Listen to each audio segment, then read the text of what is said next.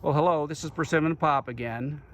Today we're going to cover a topic that I've never covered, which is the more about the breeding of persimmons. And we're actually going to do I'm going to call it a controlled cross today. And Weston Adams is here, and he and I are working on a team with a SARE project designed basically at trying to reduce the stringency in some Asian hybrids.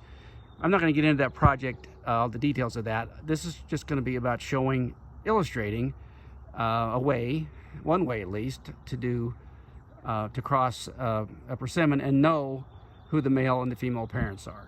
So this is a persimmon tree. This is a Macusa hybrid, and Weston has gotten pollen from another source. And today he's going to use that pollen and pollinate this female Macusa.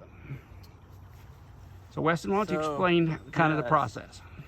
So if you come in here, yesterday I went through this tree and I put bags on all of the flowers that looked like they were close to opening.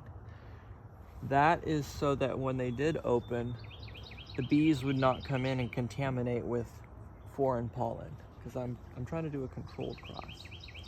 So this is one I bagged yesterday or the day before, and I'm going to carefully open the bag up now because I can see in there and I can tell the bloom is open.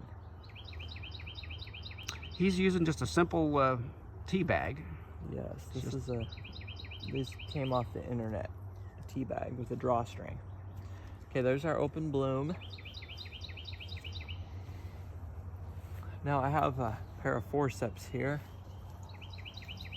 and I'm gonna come in here and pull off these petals. Actually, I'm kind of pinching them off.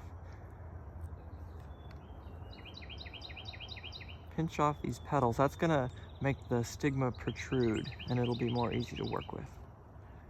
Okay, so the petals are off. The stigma is protruding from the center of that. I'm gonna get our pollen. This is a pollen. It came from the USDA.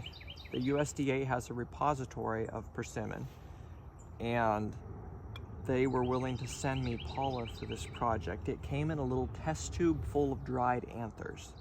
Dried anthers. So what I had to do is put those anthers in a small, like a jewelry bag. It's a fine mesh.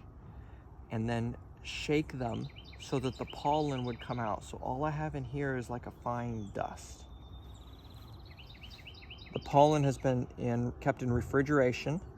I should say, actually, it's been freezing. It's been frozen. It's been frozen, yes.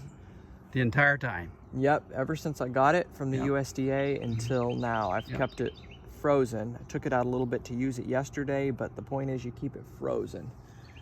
And now all I'm gonna do is I'm gonna dip this stigma into the pollen.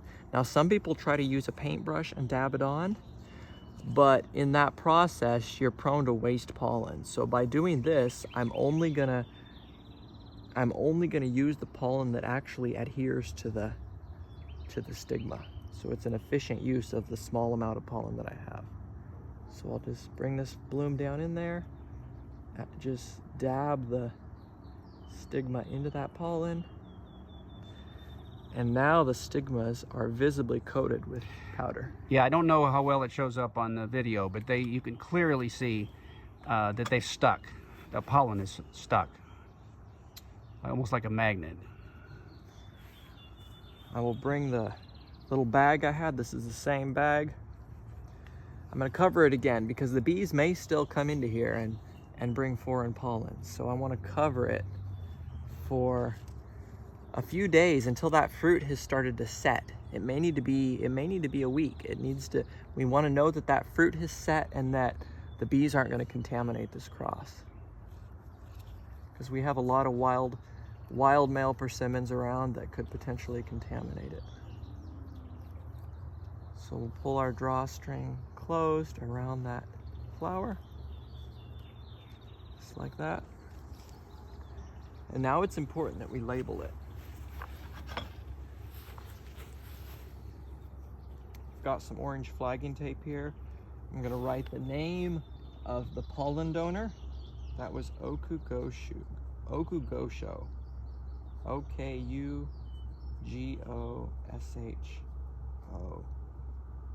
It's a non-astringent variety. Okugosho.